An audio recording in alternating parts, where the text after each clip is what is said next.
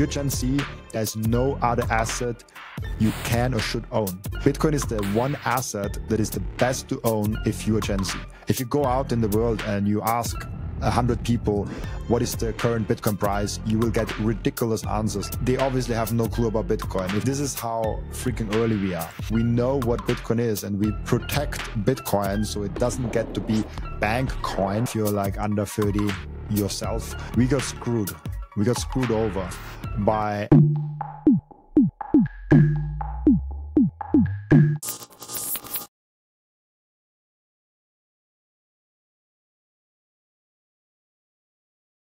Today, I'm joined by Robin. He's the Bitcoiner who interviews someone new every day, from household names to everyday people, helping uncover how Bitcoin shapes life, money, and mindset as well. Robin, before we dive in, would you introduce yourself to the audience and tell us a little bit more about you? Yeah, absolutely. Thank you so much for inviting me. It's always a pleasure talking with other people about Bitcoin. I'm used to sitting on the other side of the microphone, but I do enjoy it more also being the guest on the show. For myself, like I'm a co-founder of MicroSeed for self-custody. I have my podcast where I try to have a great, interesting conversation every single day with another human being, where we mostly talk about Bitcoin, but also about other stuff. And so this is all about me. I come from the IT security world. So for me, self-custody is really a focus, having your own sovereignty. And maybe just quickly to my belief, what I really am strongly believing in Bitcoin and why I'm so excited about Bitcoin is, for me, Bitcoin fulfills the three pillars that you want to have in money. The first pillar is, for me, the aspect of having something that stores value over the long run. So we have this number go up technology that, as we well known, in the last 12 months, Bitcoin is up 100%. In the last 5 years, Bitcoin is up almost 1,000. So we have a huge, so like we made a 10x in 5 years, which is tremendously cool. And so if you could just see those numbers going forward, this would be like over $1 million price target just in 2030. And so this is the first pillar that I want from money. This is the first pillar that I'm really excited about of having. The second pillar is the freedom aspect. This is the aspect of like, I can send and receive money and nobody can stop me from that. I can transact with anyone and I can just do that without anyone in between, and nobody can ask like, hey, why do you do that? They can ask that, but they cannot stop me from that. That's the main thing. And to that, in order to actually having to achieve the full freedom, you have to have self-custody, you have to have your own keys. And you also, and a lot of people actually overlook that a lot, you also have to run your own node. So this is like the first two pillars. And the third pillar is not something that is necessary with money, but I think it's a great added bonus that we have that with Bitcoin. It's the culture, it's the community, it's the mindset, it's the proof of work community that we all have, that we come together on podcasts, that we come together on community meetups all across Europe, all across America, all across India, all across Africa, all across Australia. Everywhere there are meetups in most of the big cities, and you can just go there.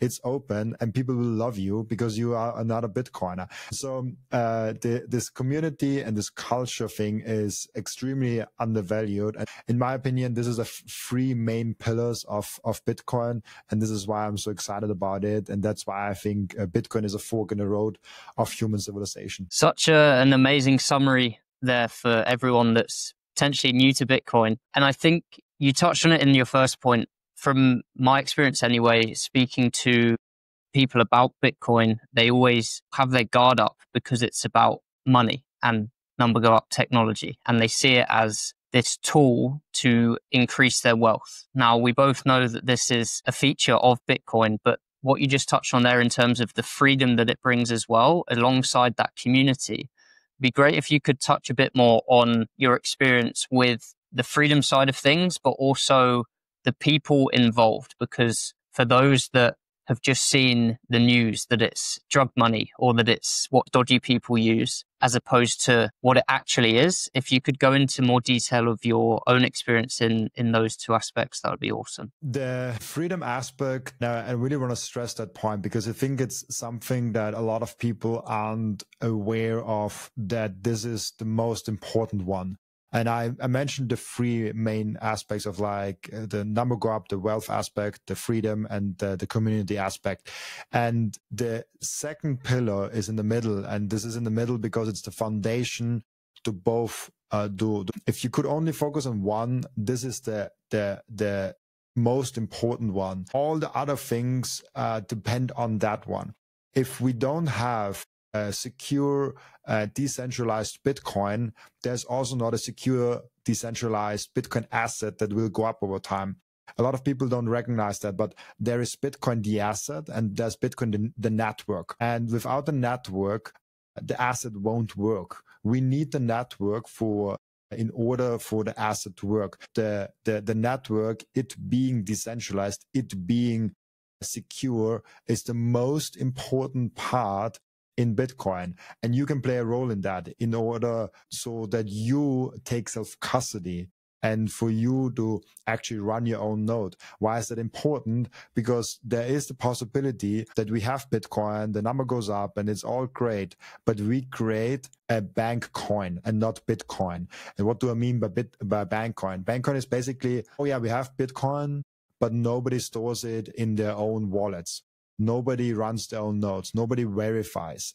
If we get to a future where everyone is kind of just having Bitcoin on a third party, like an ETF, an exchange or whatever, and relying for someone else to hold the keys, this could turn out to be something tremendously bad for Bitcoin, because then we more have BankCoin and not Bitcoin. And that's why running your own node is so important, because we have to have a voice into what is Bitcoin. So you have to run the implementation that you are believing in, and you can say, I want to run this implementation. This is the real Bitcoin. So at 2017, reading Bitcoin books is extremely good, but there's one Bitcoin book. It's called The Block Size Wars. You can even Google it and you can read it for free online. I think on BitMax or something like that it's called. And you can read it online for free. And you can really get a grasp of like why Bitcoin is so decentralized and secure,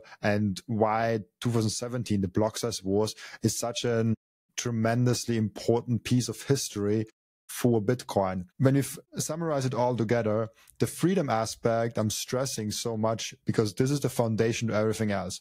The people involved are also, this is also the foundation. We also need the security and decentralization to have the people, because we are mostly carried by people that are extremely passionate about Bitcoin and very loud. The more you come into Bitcoin, the more you realize that there aren't that many people actually.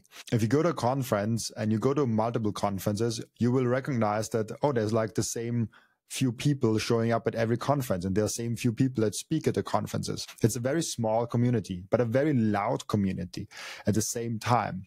And this is because we are extremely passionate. The passion is only fueled by us having that deep conviction into Bitcoin. And where's this deep conviction coming from? It's because nobody can F with my Bitcoin. Nobody can tell me that the cap is all of a sudden 25 million or 42 million. No, the max cap is 21 million. And that's it. If we have those caps in there, if we have all those implementations in there, and we know what Bitcoin is, and we protect Bitcoin so it doesn't get to be BankCoin, then we have extremely passionate people that are like, hey, I'm here for that. I'm here for a decentralized and secure monetary network with an asset that I can store my wealth in and I can transact in. This is why Bitcoin is valuable. The price, the first pillar, the wealth aspect, this is just a consequence, a symptom of it, which is great. Like, I love seeing my number go up. But this is not why Bitcoin is valuable. Bitcoin is valuable because of the other things. Yeah, it's super interesting that you talk about BankCoin versus Bitcoin as well, because ultimately Bitcoin is for everyone. So it's inevitable that the banks are going to get hold of it. But the power for the individual to hold the asset Bitcoin themselves isn't to be messed with. So for those that are hearing this stuff for the first time, you're probably feeling a bit overwhelmed with everything. Robin, if you could maybe take us back to when you first discovered Bitcoin and when you first realized that something about the world or the money just didn't add up and you were looking for a different solution, what that looked like for you and your story from there. It's really interesting because we have so many, we are sometimes so deep in the weeds of Bitcoin, and we are like, we're talking about such high level stuff sometimes and so deep into that high level stuff that we forget that people still have questions about the very simple nature of Bitcoin. If you go out in the world and you ask 100 people, what is the current Bitcoin price? You will get ridiculous answers like, I think it's like, 40 cents or maybe like €5. So they obviously have no clue about Bitcoin. If you ask the people like, oh, like, what do you think is the max cap of Bitcoin? They're like, wait, Bitcoin is capped? You cannot make more of it? Like they don't even know about that. And if you go a little bit further and ask people what is the difficulty adjustment of a Bitcoin miner, they have no clue. Nobody, like 0 people out of 100 will be able to answer this question for you. This is how freaking early we are. So that's why I love this question so much, because we have to go back to the basics. We have to go back to what is actually the pressing points. What is the beginner tutorial for Bitcoin? And when I go back to how I got into Bitcoin, it was the era where MicroSeed just came to the scene. This was literally, I came in the same month as MicroSeed into Bitcoin because he kind of orange pilled me. When he was on the first few podcasts, I was like, oh, this makes a lot of sense. This makes a lot of sense what he's saying. And orange pilling people and getting people involved in Bitcoin is a highly individual journey. It's not something that I can give you like the 5 points and you just tell this everyone and everyone will be educated.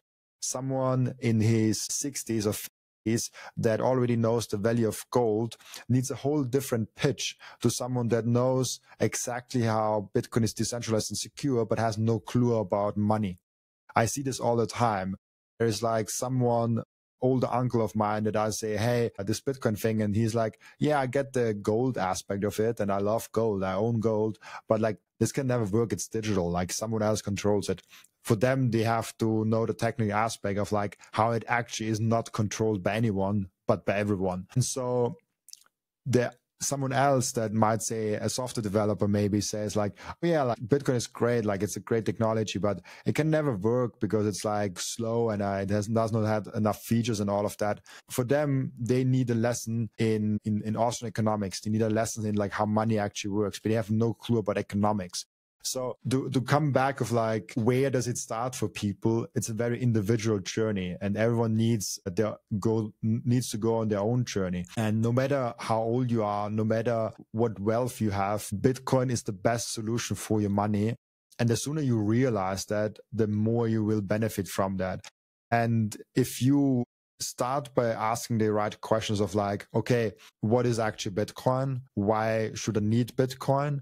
And then maybe ask the question of like, what is money? You slowly get down the rabbit hole of like, okay, I slowly understand it. So I urge everyone that is kind of new to this game, be open-minded and just ask good questions. And you can ask the questions in podcasts, and in the podcast format, you can figure it out. You can ask those questions in ChatGPT and Google and wherever you want to ask them those questions. But ask those questions and be curious and be a critical thinker. And that's how we actually get the mass adoption. And I don't think, because mass adoption, I don't think we will get to a point where everyone will get Bitcoin. We'll probably get to a point where critical mass will understand Bitcoin. And this critical mass is under 10%. It might be 3%. It might be 8%. This critical mass doesn't need to be huge. It's just a small subset of the world that is intolerant about the money. 5% of the people say, let's make a controversial take with vegetarian food in Bitcoin. If, let's say, 6% of the world say, I will not eat meat and I won't eat any animal products, then this forces every restaurant to have at least the option of having a vegetarian dish, having a vegan dish, and all of the rest of it. Because there is a big enough subset of people that say, I only eat plant-based. And when we then look at the same example of Bitcoin, if there's a big enough group in the world that is 5%, 6%, 7%, 10% of the world that says, I will only accept Bitcoin as payments and I will only pay people in Bitcoin. If you want my money, you better accept Bitcoin. If we have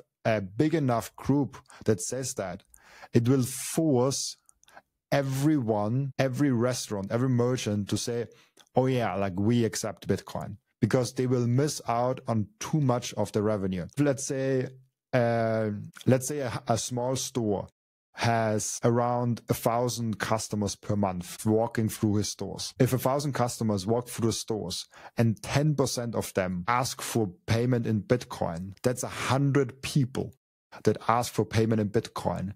And if those 100 people go in there, ask for like, hey, can I buy that here? And they say, yes. Can I pay with Bitcoin here? And they say, no. And they're like, I'm sorry, I will find someone else to buy it from, and walk out. If 10% of customers you lose because you do not accept Bitcoin, you will accept Bitcoin. It's not that hard. It's like, why wouldn't you do that? And so we just need a small subset of group of people that actually are intolerant about it and are actually very bullish on Bitcoin, that they are pushing Bitcoin, and the rest of that will follow automatically. So our mission is not to orange pill 8 billion people. Our mission should be to orange pill 800, 500 million people. This is a big enough subset of people that will push Bitcoin to the world. And I mean, I haven't really answered your question about my history of like how I got into Bitcoin. But it was pretty similar to a lot of people. I was trying to figure out the mistake in Bitcoin, and I was trying to figure out what is wrong with Bitcoin, because I thought it's a scam. And I tried to figure out why Bitcoin is a scam, and I discovered that Bitcoin actually isn't a scam. I bought Bitcoin, bought a ledger, bought a Coinbase, all of that, the rest of it. And even I don't recommend those products anymore. Then I went into the Bitcoin rabbit hole, and more I got to be a Bitcoiner. To unpack there, but the two things that stood out for me, one is when we do get to a point where those businesses start having to adapt and accept Bitcoin, there'll also be a ripple effect, in my opinion, because they'll realize how much better receiving Bitcoin is in terms of less fees, instant settlements, a handful of things that just are so much better than accepting your Visas or MasterCards as we have today.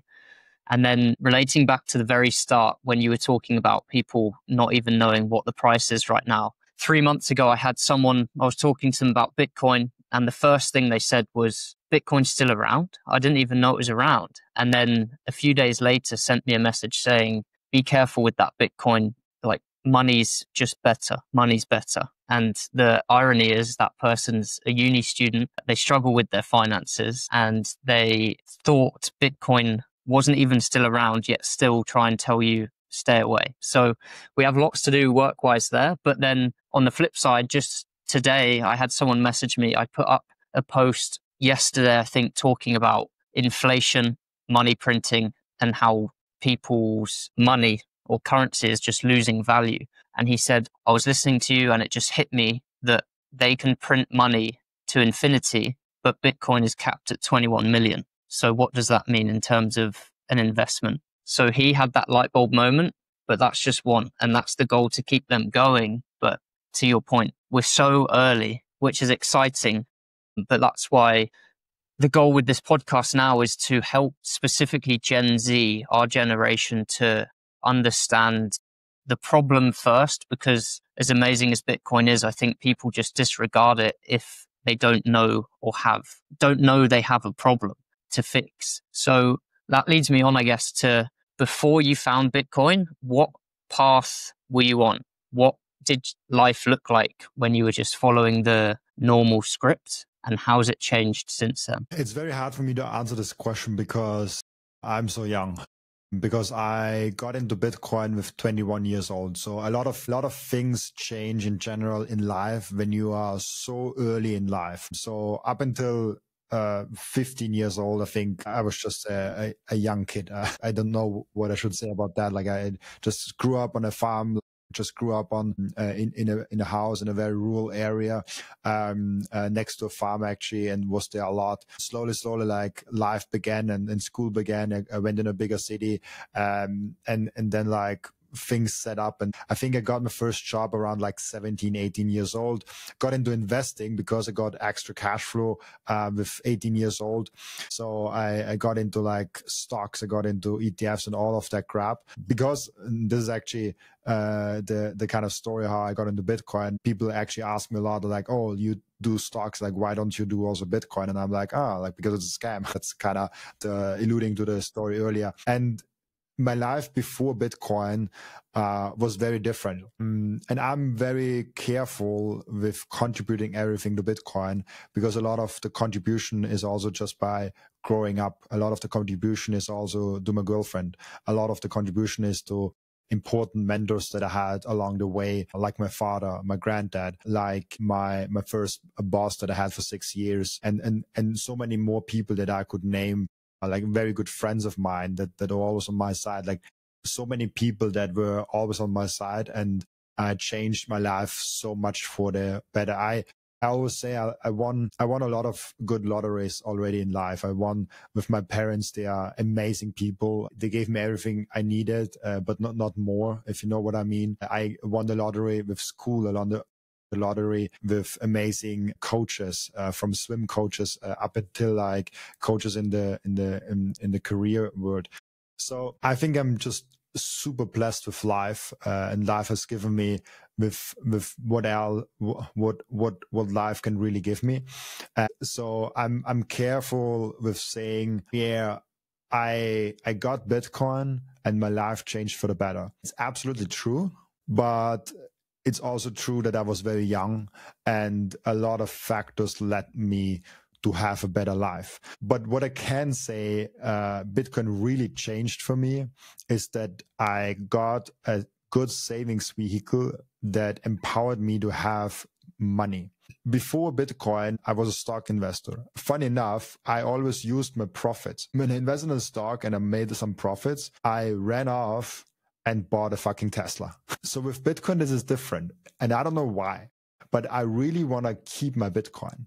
I don't want to sell my Bitcoin at all. And I don't want to use my Bitcoin for anything. I just want to have them and save more and work harder so I can make more cash flow, so I can just stack more Bitcoin. So this is something that definitely changed. But everything else, like from life generally, I would contribute that more to the people, to the friends, to my partner, to my girlfriend, like business partners, career advisors, to mentors, to my father, to my mom, to my granddad, was also very important for me. And they really shaped my life for the better.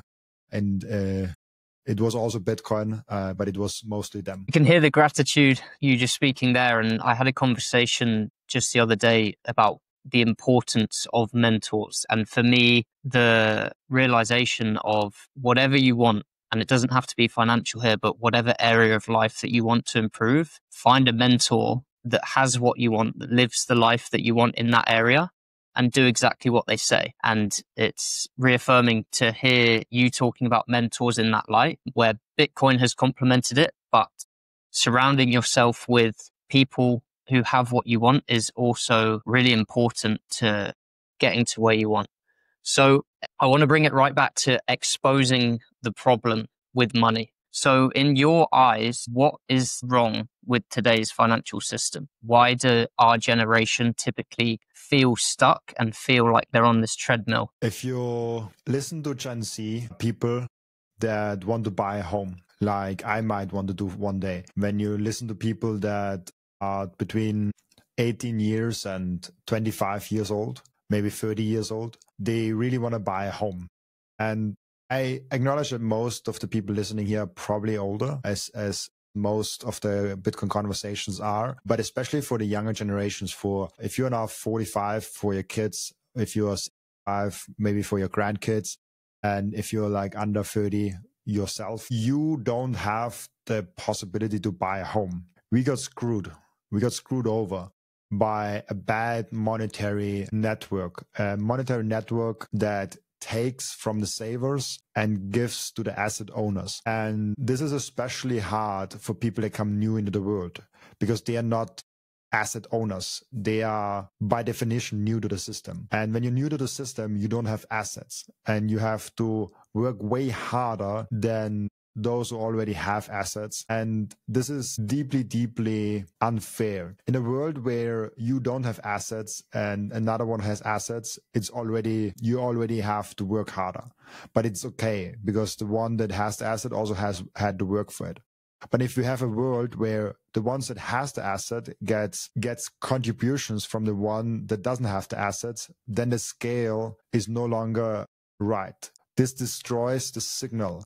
This is the noise that comes into our signal. So this is the main thing that is drastically broken with our system currently. Benefiting when you have the assets, and we are disadvantaged if we don't have assets. And now for the Gen Z. Gen Z has a huge, huge opportunity. An opportunity that our dads, the people maybe around 40 to 60 didn't have. Then opportunity that our granddads, like the people from 60 to 100 years old, didn't have. We have Bitcoin, and we can use Bitcoin to accelerate in the asset world. Bitcoin is the one asset that is the best to own if you're Gen Z. If you're Gen Z, there's no other asset you can or should own. If you have the aspiration of buying a home one day, good luck paying $120, $150, $200,000 on down payment and then putting another $2,000, $3,000 each month into the mortgage payments. And this for the next 30 years. You are a slave at that point. So rather take that money and put it into Bitcoin. And in 30 years, you can buy 50 houses with that money and not just have one. I truly believe that the Generation C, the young generation right now, is extremely in a good situation actually because of Bitcoin. Because of Bitcoin, it gives them a chance to be the one asset owners that the boomers, the baby boomers, the Gen Xers, whatever generation you want to pick at, have. Even millennials have it way better than Gen Z. We always talk about like how important Bitcoin is for millennials, but it's twice as important for Gen Z because they don't really have anything. If you're a millennial, you're maybe 35, 37, maybe you have a home. With 37, you had a way better chance of owning a home than if you're now 25 years old. 21 years old.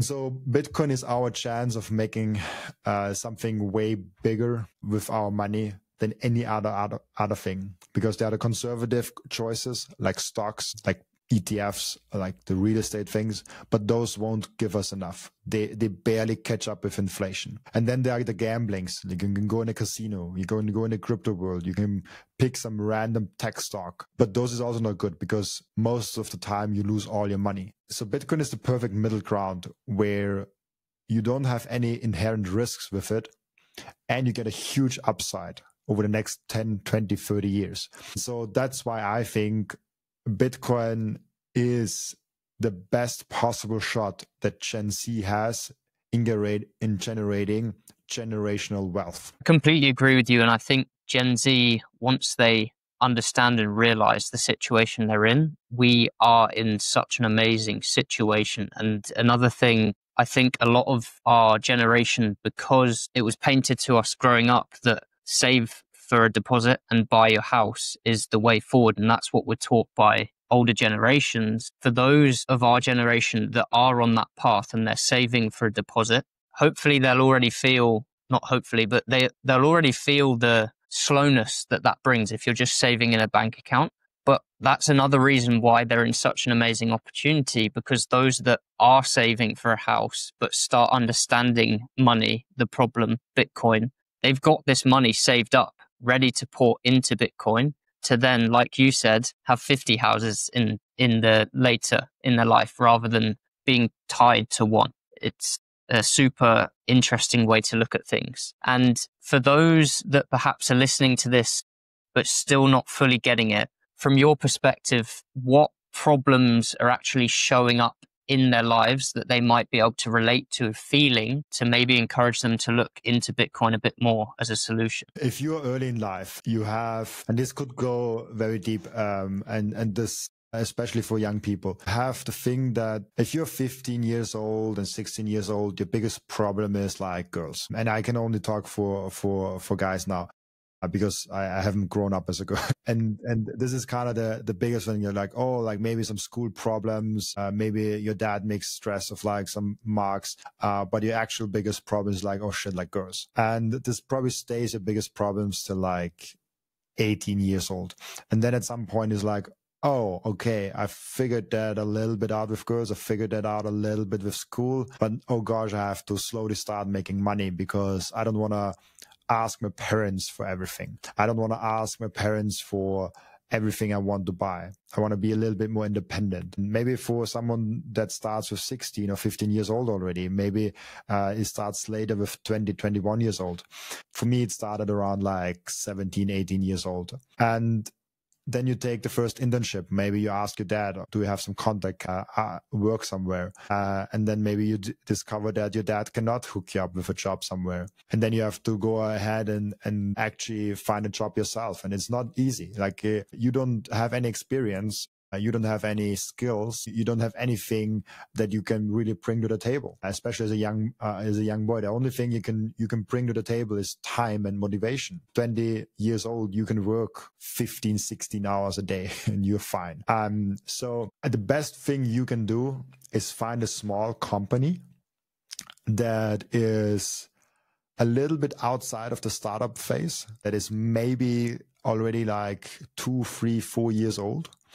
But it's still not big. A company that has an exciting business, but is around like maybe 10 to 30 employees. And the smaller, the better.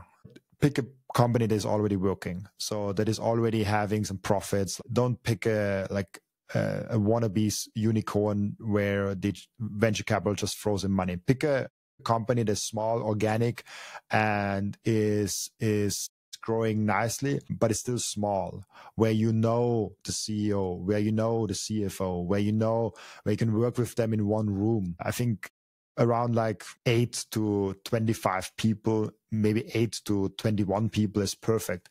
You learn a lot about business. You learn about customer relationship management. You learn about sales. You learn about developing the product, servicing the product. You learn about bookkeeping. You learn about all the things. And the one advice I have for everyone that wants to go into this thing is learn as much as humanly possible in there and say yes to everything. The CEO comes to you and says, hey, can you do that? Say yes.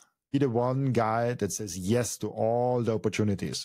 Between 20 and 30, it's the time to say yes to opportunities. If someone gives you something, say yes.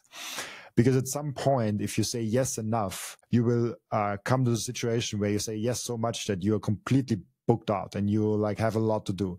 And then the process starts of saying no. My process of having to say no to people started last year. Before I was saying yes to everything. Now I have to be more picky. I have to say no to people. I have to say like, I can't go out with you. I can't do that. I can't start that business because I have a thing going that's actually way bigger already. I can't help you with that because my time is more valuable than that. And there's like hard conversations you have around that. And let's tackle that later. But before you have to say yes to a lot of things. And this is just coming from someone that is now 27 in my situation. And I can only give the advice that like how I got to where I am right now. And maybe people don't want to be where I'm right now. So like, this is fair. I just can only give the blueprint to what I've achieved and what I've learned from that. And so if you're in this situation, learn a lot. And you already want to start something on the side. This main business that pays you the bills and does the things shouldn't be your only thing. You should have something on the side that you're really passionate about. And if it's only 10 hours a week, it's fine. It doesn't have to be big. But build something, sell something, develop something, a service, a product, a channel, YouTube thing, a TikTok thing, whatever it is. Like there's like no limit. And now with ChatGPT, with AI, all the services and all the things that are out there, it's never been easier to do something great. I'm co-founder now of MicroSeed. We build our own website. We are manufacturing that ourselves more and more. So there's still like the table and the chick and stuff like that is it's outsourced, but we're actually looking in how we can manufacture that the whole thing ourselves, made in the USA. And these are things that are super easy nowadays. It's, of course, it takes time. You have to research, you have to fail, you have to figure it out. It's not that easy, but it's possible. It's never been easier. With digital products, with digital things, it's even easier. All the things are already there. You just take it and do it.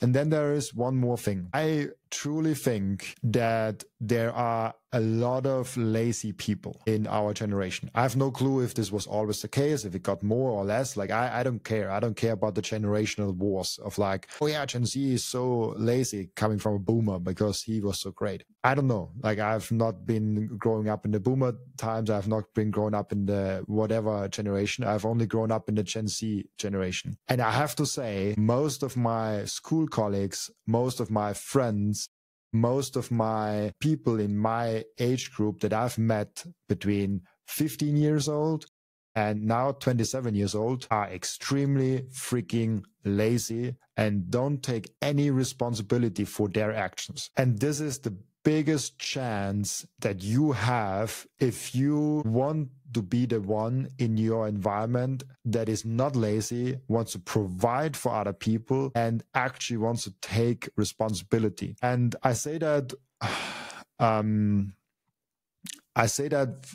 with a lot of respect to my generation, but most people don't have big enough goals. If I ask people what they want in life, like what do you strive for? Like what do you want to earn? What do you want to earn per year?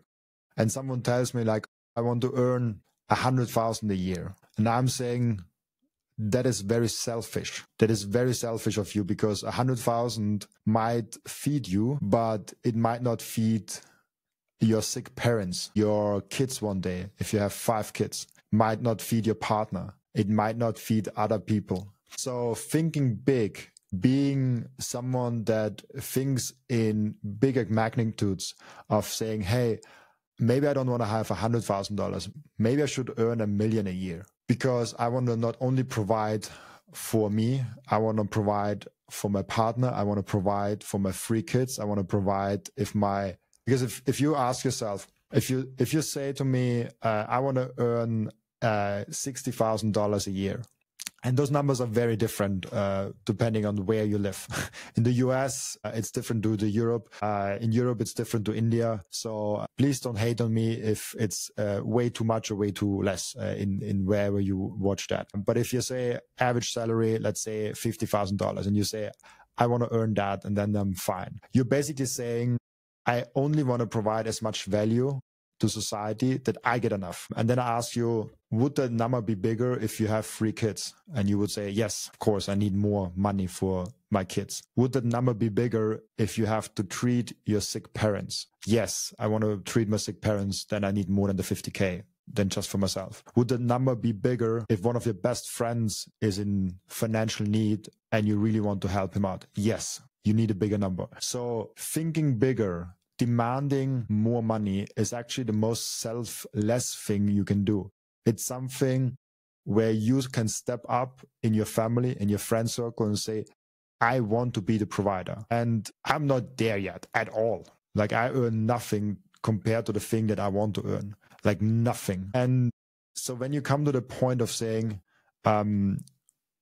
what can Gen Z probably learn the most and get the most out of it is being humble, learn a lot, stack a lot of experiences, stack a lot of skills, but most importantly, think as big as humanly possible. Stack yourself a goal. I have a funny story. With 18 years old, when I started investing, I recorded a video of myself of what I want to achieve when I'm 30 years old. I reached that goal 2 years later. And I thought it was a very high goal, but it wasn't the high goal because my mind was not prepared to what's possible if you actually go ahead and work a little bit. It's such a I might release that video one day, but it's very like I talk like I have the biggest goal, and it's like such a underperforming thing. Like most people like it's not even far away from the average of the world, and I'm coming from Austria. So I don't see people taking responsibility. I don't see people having big goals, and I don't see people actually doing the hard work. And this is the biggest thing that Gen Z can profit from. And I told that actually with Joey just yesterday on his podcast, where we talked about what message do you have for Gen Z? And I said, for Gen Z, Bitcoin is extremely important, and you should put all your access cash in there. But one thing is even more important, investing in yourself, in your skills, and in your adventures. And I don't mean with like go with your friends to like some holiday where you can drink a lot of alcohol. Like that's not what I mean with adventures. Adventures are like find another friend that wants to found the next big company with you. And shoot for the stars. Like just do that, and you probably fail. You probably end up with a not working product, with some losses in there, and it's fine. I've started 2-3 small startups before I started my podcast, and they all failed, and they all costed me money. And this is fine. This is where you learn. And yeah, this is I guess this is my main message to Gen Z. It was longer than I expected, but be a responsible human being and think about your goals bigger than yourself, because at some point, hopefully, you will be providing for a family. Absolutely love those points. And just to summarize again, because I think it's really important to touch on, one is writing down those goals and actually thinking deeply about what you want, and then thinking even bigger. From my own experience, writing things down brings it into the real world, and you're much more likely to hit those goals because they're out to the universe. I think that's a massive one. And just listening to you speak there again highlights the importance of being around people that challenge you to think bigger and to think differently, whether that's breaking through limiting beliefs around money that a lot of our generation have ingrained into them from family and friends, even though it comes from a good place, and then breaking through limiting beliefs about yourself. I believe a lot of our generation don't dream big or don't want to think big because of the limiting beliefs that they've put on themselves. So getting in the energy orbit of like-minded people that can push you further than you back yourself is a really, really important part to what Robin was just touching on there. And without being doom and gloom, I just would really appreciate if you could just paint the picture for those that do keep following the script of plodding along in their job, saving for a deposit and looking towards getting a mortgage, where that road will likely lead them, as opposed to if they start implementing these points that you've touched on just then, and then also exploring the Bitcoin world as well. I have a lot of empathy with those people, and I'm deeply grateful that I actually got to know about Bitcoin. And it's not something like you can be extremely smart and still never hear about Bitcoin from the right person. So you actually do the research, because we have a lot of noise in our world. And there's a lot of things that we should look into, that we should do, and we never do. I tell you a story. From my own medical thing. It was not at the skin doctor for about 7 years. And I have a lot of those like moles on my body, like a lot of them. And I never wanted to check them. Like I was like, yeah, I'm fit, like I'm fine. And finally I decided to like check them out. And I went to the skin doctor, and she looks at them like, oh God, like with that face that you don't want to see at the doctor. It was like, okay. And I was like, oh, what's up? Like what's wrong? She checked everything like for like 10 minutes, like 15 minutes, like very long. Like it was like everyone, because I had on my whole body, I have them. And especially one here and here, she looked at very long. And she went back and forth, like looked and looked and looked and looked. And then she was like, okay, perfect. Let's sit down. Let's talk. I got clothed again and sat down with her. And she said, I cannot say for sure, but there is a good chance that you have some sort of, she said, basically, there's a good chance that you have skin cancer and that you have something wrong with your body. And I was like, why did I not let that check like 7 years ago? Maybe I could have done something different. Maybe I could have got the skin cancer out already. But she said, like, there's also a chance that they're completely normal, but they don't look good. And I was like, okay, it's okay. So I made an appointment for a surgery so they can cut the mole out and they can look at it in the lab and see if it is something good or bad, or like if it's something normal or something malicious. And this was around like 3 weeks between her saying there's a possibility of skin cancer and my surgery, and then another week for the lab results. In this month, in this 4 weeks where I just did not know, like, it was on the one hand, I'm like, yeah, I'm fit. Like I don't feel anything. And if I have real skin cancer, like in a late stage, I would have itch. I have like blood things like that. This would be a whole nother thing. So I knew even if I have something, it's not that bad. But at the same time, I really did not want to even have it in the first stage. I did not want to have skin cancer. And the only thing I could have thought about the whole time in this whole month is like, why did I never let that check? Like, why did I not go just to the doctor for like 10 minutes and let it checked like 7 years ago? 7 years and never got it checked. 7 years and never looked into something very routine to do. Especially if you're young, like once a year, once every 2 years, you should get your moles checked. Maybe there's something bad developing. Maybe you have skin cancer. Luckily, I don't have skin cancer. It's just a normal mole. And I only have to get it checked like once a year now. And it got to be completely normal. But I can tell you what, just the possibility, just if you sit in the doctor's office and you hear you might have cancer, it gets so real for you. Like I never got so real for me that like cancer and then like sickness is a thing.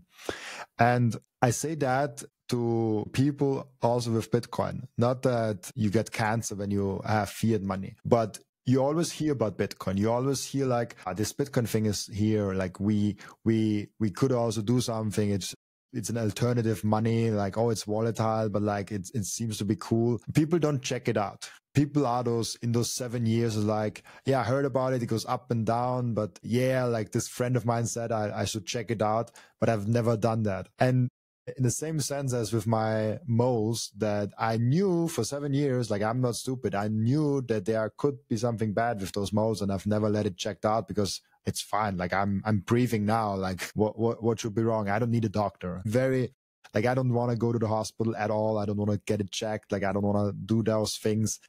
But sometimes it's good. I know there's a lot of things wrong with the health system, a lot of things wrong with hospitals, but they do provide some good service. And so the same people that are now saying, no, like I don't need Bitcoin, like I'm fine with my real money, they will wake up one day and they will realize that they have adopted a cancerous money that slowly brings their wealth to a death and slowly eats away. There are viruses in the body that eat away the muscles. There are autoimmune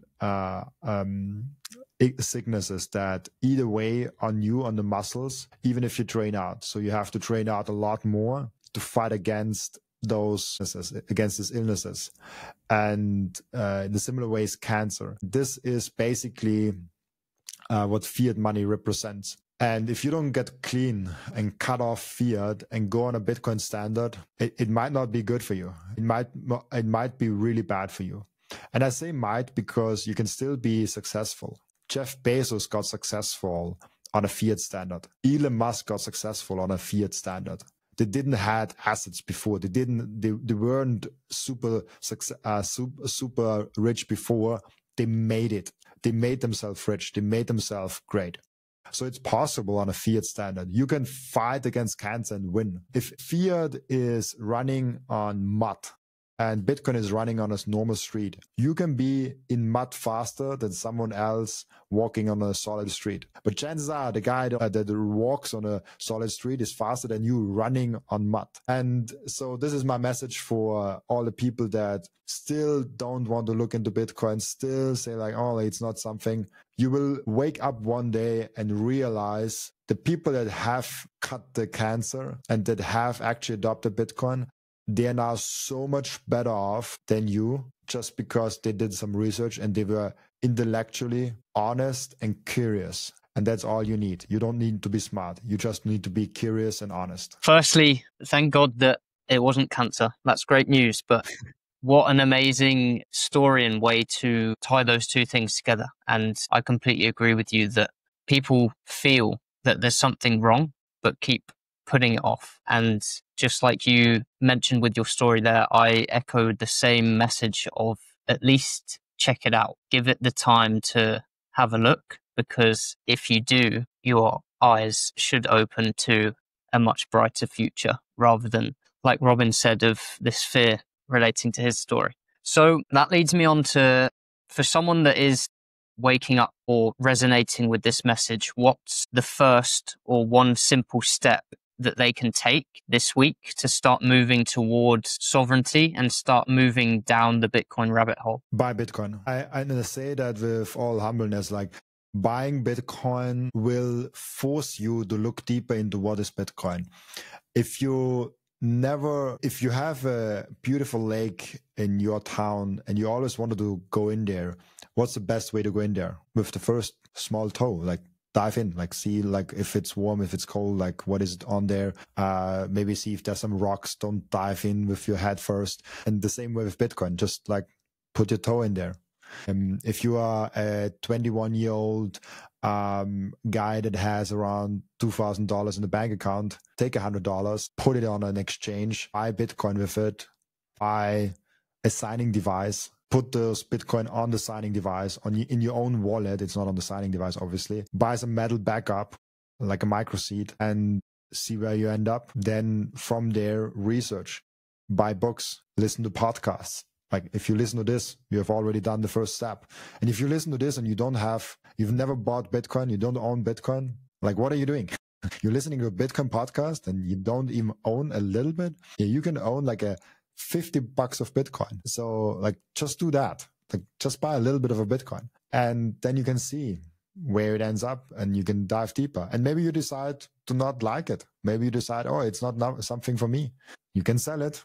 It's a market. You can just sell the Bitcoin again and get your $50 back. And if Bitcoin is going down 20% in that case, you maybe lost, I don't know, $5, maybe $10, maybe you lose $15. But honestly, isn't it worth learning the lesson about Bitcoin? Never learn about something if you don't even use it. If you don't use it, why should you even learn about it? So yeah, what's the best way to learn how to drive a car? Like sit in there, test it out, see how you can get the gear in and how to drive this car. What's the best way to see if a chair fits you? Sit on it. What's the best way to try if there is a new computer that's good for you? Try it out. Go in the store, like test it out. It's the obvious thing to do. The first step of trying something new is actually just trying it out. Don't be a theoretical master's in the university that knows all the things about Bitcoin but has never done a single transaction. Actually, just do the transaction. You will learn more. Learn more about Bitcoin by buying it, putting it in self-custody, buying a signing device, buying a MicroSeed, putting the seed phrase on like titanium, and then running your own node, like buy a Start9 or like run their own node on your computer or on a Raspberry Pi and do all those things. You will learn more by that than from any other book. Like just do the Bitcoin things and you will learn what Bitcoin actually is and you get to know Bitcoin. Set up a Lightning wallet. Transact from Bitcoin to Lightning, from Lightning to Liquid, from Liquid to Bitcoin. Like go ahead, have fun. test it out. Bitcoin is a technology revolution. You don't need to just read books and listen to podcasts. Obviously, you learn a lot more and a lot faster from them, but you can also just try it out. So that's what I would say for the people. There you go. That's great advice and a great way to end it. Buy Bitcoin and dive in and learn as you go. Robin, thank you so much for jumping on to the first episode of this podcast series. And what I'll do is anyone that wants to connect with Robin, follow his stuff. He's got an amazing podcast that he films every day. He's active on X. I'll drop both of his links in the description. And what I'll also do is add the link for the MicroSeed. Yes, MicroSeed. A small hammer you get, as a small chick. You can stamp your seed phrase on titanium. It's awesome. But I want to say something, because we at MicroSeed, we are extremely passionate about sovereignty. Before you buy a MicroSeed, make sure you run your own node, or you have at least tested your own node, like at least set it up on your computer once and tested it out. And you have already a signing device and you're already ready to go. No self-custody. Like, the MicroSeed is the last step that you need for having a great Bitcoin setup.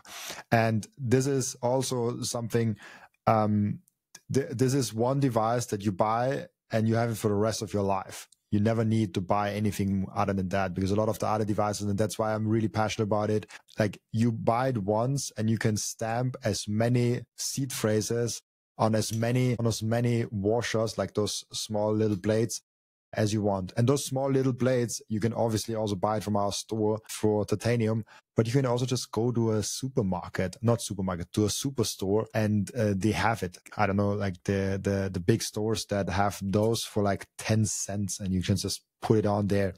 It's super easy, and just do that. Like, it's not rocket science. And yeah, before you buy a MicroSeed, make sure you run a node and you have done your self-custody. And if you have done all that, then it makes sense to back up your seed phrase on titanium. Yeah, so I'll chuck that in the description below for those that might be already there. And it's also a good reminder for me to get one ordered. My Smart 9 node is on the way.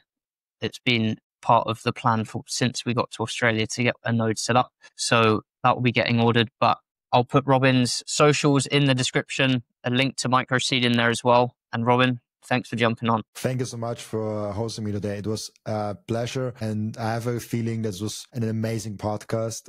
And it was so great because you asked really thoughtful questions. Thank you so much.